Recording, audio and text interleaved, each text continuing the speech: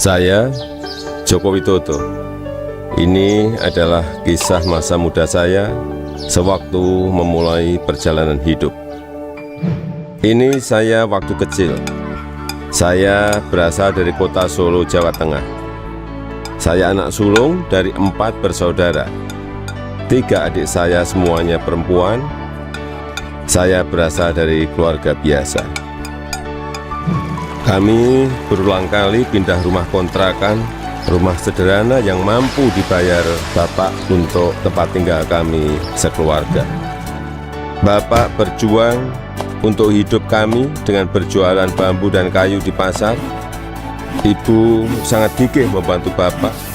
Setelah selesai masak dan membereskan rumah, ia segera pergi ke lapak dagang Bapak untuk membantu mengikat bambu dan kayu.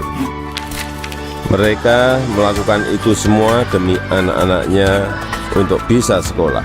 Mereka meyakinkan saya bahwa sekolah akan mampu mengubah hidup saya.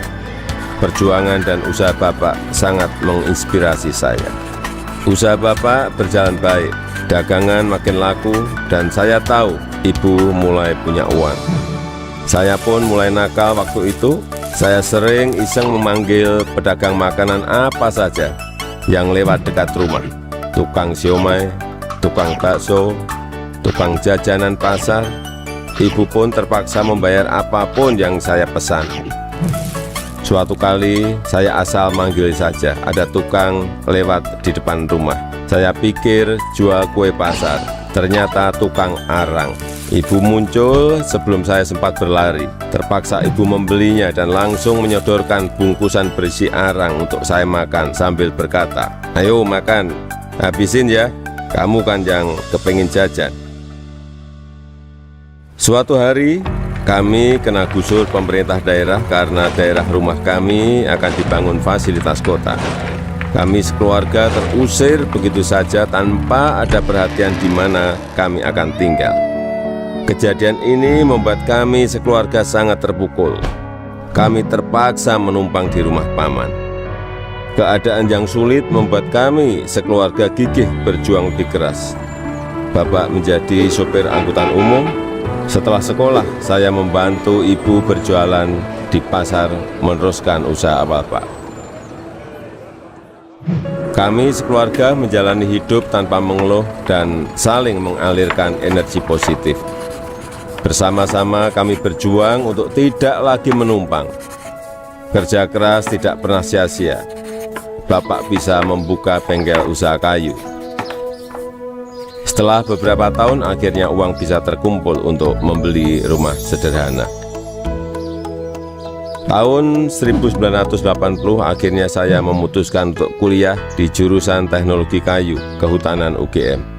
Saya memilih jurusan tersebut agar saya dapat belajar lebih mendalam tentang perkayuan. Saya ingin mengikuti jejak Bapak, ingin membangun bisnis kayu Bapak menjadi besar. Ini saya gondrong waktu kuliah, dan saya suka banget dengerin musik cadas dari Nazareth, Queen, Metallica, Judas Priest, Guns N' Roses. Saya juga hobi banget naik gunung. Gunung Lawu, Gunung Merapi, Gunung Merbabu, Gunung Kerinci sudah saya daki.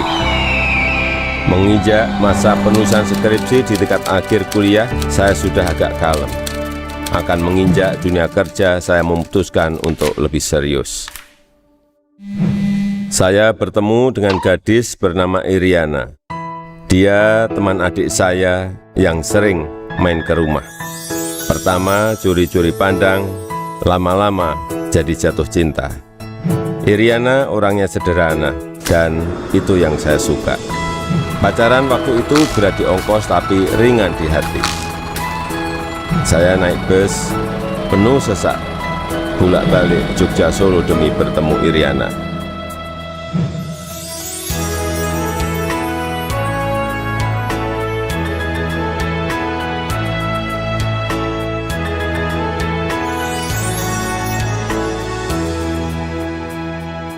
Lulus kuliah tahun 1985, saya melamar ke sebuah perusahaan kertas di Aceh. Setelah diterima, saya baru tahu akan ditempatkan di hutan rimba. Pekerjaan saya adalah mempersiapkan persemaian pinus untuk kemudian ditanam di lapangan di hutan-hutan yang gundul. Beberapa bulan setelah itu saya kembali ke Solo untuk menikahi Iriana dan menyiapkan keberangkatan kami ke Aceh. Masa awal pernikahan kami berada di dalam hutan rimba selama 2,5 tahun. Pada tahun kedua, Iriana sudah dalam kondisi hamil dan kita memutuskan untuk melahirkan anak pertama kami di Solo. Kembali ke Solo, mulai ikut paman bekerja di pabrik mebel untuk mencari pengalaman. Di sini saya belajar banyak tentang bagaimana menjadi pengusaha yang baik. Semua posisi pernah saya lakoni, di produksi, di pemasaran, semuanya pernah saya alami. Tahun 1987, anak pertama saya lahir, Gibran Rakabuming. Gibran itu singkatan dari gigih dan berani. Saya ingin putra pertama saya punya semangat hidup seperti namanya.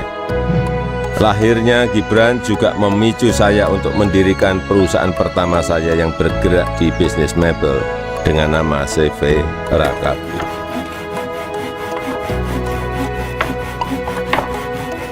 Tapi ternyata menjadi pengusaha bukanlah sesuatu yang mudah. Saya pernah habis ditipu. Barang sudah dikirim tapi tidak dibayar. Lalu orangnya menghilang. Kalau kita jatuh ya harus bangkit lagi. Tidak lama setelah itu saya mendapatkan pinjaman modal usaha. Dengan semangat untuk bangkit dan berkembang, saya bergerak cepat untuk mencari pesanan sampai luar negeri dengan cara ikut pameran-pameran mebel. Hasil usaha saya mulai terlihat, kantor tidak pernah sepi dari kunjungan pembeli. Di sini saya bertemu dengan pembeli dari Prancis bernama Bernard Jean. Dia yang memberi sebutan Jokowi untuk saya, untuk membedakan Joko Widodo dengan Joko-Joko lainnya yang banyak beliau kenal. Sejak saat itu, orang-orang lingkungan pengusaha mebel mulai memanggil saya Jokowi. 2 anak saya lahir setelah keadaan ekonomi keluarga membaik. Kahiyang Ayu dan Kaisang Pangarep. Saya ingin anak-anak saya mengenal sekolah kehidupan yang dilandasi perjuangan untuk mandiri, supaya mereka semua mampu membangun kehidupan yang kukuh. Keluarga adalah sumber kekuatan terbesar bagi saya. Saya yakin yang saya alami waktu muda sedang kalian alami sekarang. Tidak ada Jokowi hari ini jika tidak ada sejarah susah hidup saya. Teruslah berjuang mewujudkan mimpi-mimpi kalian. Mari kita terus bangun Indonesia maju.